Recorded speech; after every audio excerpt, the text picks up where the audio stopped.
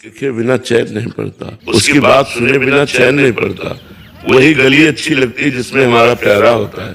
अगर प्यारे का मिलन न हो तो भोजन अच्छा नहीं लगता, नींद अच्छी नहीं लगती, रात में लेटो तो वही ध्यान में आ रहा है, उसके सिवा कोई है नहीं, कुछ अच्छा नहीं लगता, अपना श्रृंगार भी अच्छा नहीं लगता, दोस्त भी अच्छे नहीं लगते, कुछ अच्छा नहीं लगता। बस एक बार उस गली से कोई गुजर जाए और वो मुझे बताए कि मैंने उसे देखा है, मैंने उसे देखा है, कोई आके बता दे कि वो मेरे विषय में बात कर रहा था, वो मेरी चर्चा, वो मुझे जानता है, मैं इतना प्यार करता हूँ, वो मुझे भी जानता है। बस उसकी बात, उसकी चितवन, उसकी मुस्कान, उसी का देखना, उसी का सुनना, उसी का बोलना, तब खान पान नहीं भावे है, नहीं कोमल वसंत सुहावे है, सब विषय लगे ते खारा है। आशिक शब्द का प्रयोग किया गया है, हरि आशिक। आशिक जो होता है ना, आशिकी एक बड़ी गजब की चीज होती है, संपूर्ण संसार से राग छुटवा कर एक में प्रकट कर देती है। एक धनुर्दास जी थे, उनको अपनी पत्नी में बहुत प्यार हो गया था, इतनी सुंदर वो थी और इतना उनको प्यार हो गया था कि वो देखते ही रहते थे।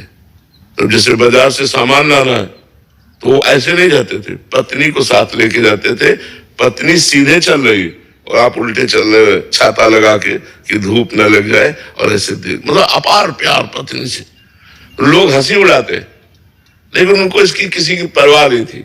रंगनाथ जी के आचार्य को उनके शिष्यों ने बताया कि आज हमने बाजार में एक आदमी ऐसा देखा जो अपनी पत्नी पर इतना आसक्त है कि वो ऐसे बैग चल रहा है, वो बैग चल रहा है, पत्नी सामने से आ रही, वो छाता लगा ऐसे। तो उन्होंने कहा ये तो बहुत आशिक आदमी है, इसकी जरूरत तो हमको है, गए हमको मिलाओ। गए तो बाजार में वो सामान खरीद रहे थे, वो एकटक अपनी पत्नी को देख रहे थे। प्यार प्यार होता है, किसी की परवाह नहीं करता प्यार। वो नजदीक गए और उन्होंने कहा तुम इतना अपनी पत्नी में आसक्त क्यों हो? तो बहुत सुंदर है। बोले इससे सुंदर अगर हम आपको दिखा दें? बोले हो ही नहीं सकता। वैसे जे कपोल पे ऐसे स्पर्श किया, चपत लगाई, तो सामने ठाकुर रंगनाथ जी, छूट गया छाता, छाता छूट गया, पत्नी भूल गए, भगवान की मंद मुस्कान। बहुत बड़े महात्मा हुए, उनका नाम हुआ धनुर्दास जी महाराज, बहुत बड़े महात्मा हुए। तो आशिकी जब प्रबल हो जाती है तब जीना मुश्किल हो जाता है, अपने प्यारे के बिना जीना मुश्किल हो जाता है। अपना प्यारा नजदीक होता है तो डर लगता है कहीं छूट ना जाए, एक भय लगा रहता है कि कहीं हमारा बिछोड़ ना हो जाए, कहीं कुछ हो ना जाए। मतलब वो हर समय अपने प्यारे के विषय में, तब उसे खान पान अच्छा नहीं। खान पान अच्छा जब लगेगा जब प्यारा साथ होगा, प्यारे के बिना खान पान नहीं भावे है, नहीं कोमल वसंत सुहावे है, सब विषय लगे ते खारा है, हरि आशिक का मर। प्यार बहुत बड़ी चीज है। तो एक आप चपत लगा दिए तो वो तो भाव दशा होती महापुरुषों में, कभी ऐसी भाव दशा उनकी होती है कि वैसे कर दिए, जीव का कल्याण कर दिए। थप्पड़ मारने से भगवत साक्षात्कार नहीं हो जाता। उन्होंने कृपा करके, आचार्य थे ना, तो आचार्यों में इतनी सामर्थ्य होती है, वो कृपा करके जिसको चाहे पापी से पापी को भी भगवान का दर्शन तुरंत करवा दे। हमारे यहाँ नरवाहन जी हुए हैं, बहुत बड़े डाकू थे, पूरे ब्रजमंडल में थर थर कांपता था ब्रजमंडल, और यहाँ जो आता था उसको कर देना होता था राजा नरवाहन को।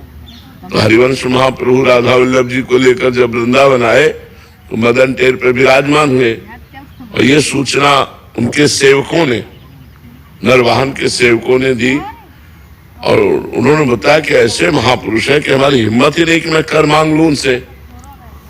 बहुत सुंदर हरिवंश महाप्रभु थे, बड़े तेजस्वी महाप्रभु थे। सेवक जी ने वर्णन किया है, अतुलित रस बरसत सदा सुख निधान बनवास, अद्भुत महिमा महि प्रगट सुंदरता की रास, सुंदरता की रास कनक दुति देह रुचि, बारिज बदन प्रसन्न हास मधुरंग सुचि, शुभ्रु सुष्टु ललाट पट सुंदर कर्णम, नयन कृपा अवलोक प्रणत जन आरती हरणम। इतना सुंदर स्वरूप और करुणा करके देख ले तो जीव निहाल हो जाए। तो बोले हमारी हिम्मत ही नहीं पड़ी कि हम कर मांगे। तो नरवाहन जी ने कहा मैं जाता हूँ, देखता हूँ। तो वो मतलब महाप्रभु के प्रति चले, हृदय में एक अलौकिक आनंद। तो उनकी हिम्मत नहीं पड़ी कि सामने जाए, झरोखे से देखा कि महाप्रभु राधा वल्लभ जी का श्रृंगार कर रहे हैं। कभी किसी को प्रणाम नहीं किया था, बस प्रणाम किया और मन से हरिवंश महाप्रभु को गुरु माना और राधा वल्लभ जी को इष्ट माना और जपने लगे राधा वल्लभ श्री हरिवंश राधा। ये महापुरुषों का चमत्कार, राधा वल्लभ श्री हरिवंश, राधा वल्लभ श्री हरिवंश। इधर एक यमुना जी से ही व्यापार चलता रहता था पहले, बड़ी बड़ी नावों में, जल जहाजों से। तो यमुना जी से एक व्यापारी जा रहा था, जैनी, करोड़ों असरफियों का व्यापारी था वो, स्वर्ण आदि का सब। तो नरवाहन के हजारों सैनिकों ने आक्रमण करके उसके सैनिकों को मार डाला, उसको बंदी बना लिया, उस व्यापारी को, और कहा तुमसे कर मांगा था, कर नहीं दिया, हमसे युद्ध किया, इसलिए जितना माल है इससे डबल माल हमारे पास पहुंचाओगे तब तुम्हें छोड़ेंगे, नहीं तो फांसी की सजा देंगे। और उसको जेल में बंद कर दिया। और उसने कहा इतना हम कहां से लाए, जितना ये है इसी व्यापार, ये मूलधन है, अब इसी से तो हम अपना काम चलाते थे, हम कहां से लाए।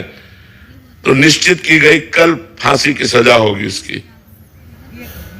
नरवाहन जी इन सबसे अलग होकर एकांत में राधा वल्लभ श्री हरिवंश, राधा वल्लभ श्री हरिवंश। एक दासी जो थी वो नरवाहन जी को जो सेवा में उपस्थित रहती थी, उसने भोजन लिया और जैनी के पास जाकर कहा आज खा ले रात्रि में, कल तुझे दिन में फांसी की सजा होगी।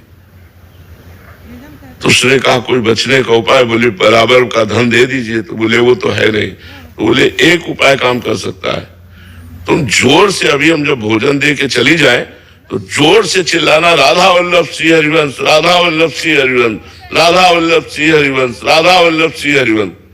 मुझे 100% विश्वास है कि तुम्हारे प्राण बच जाएंगे।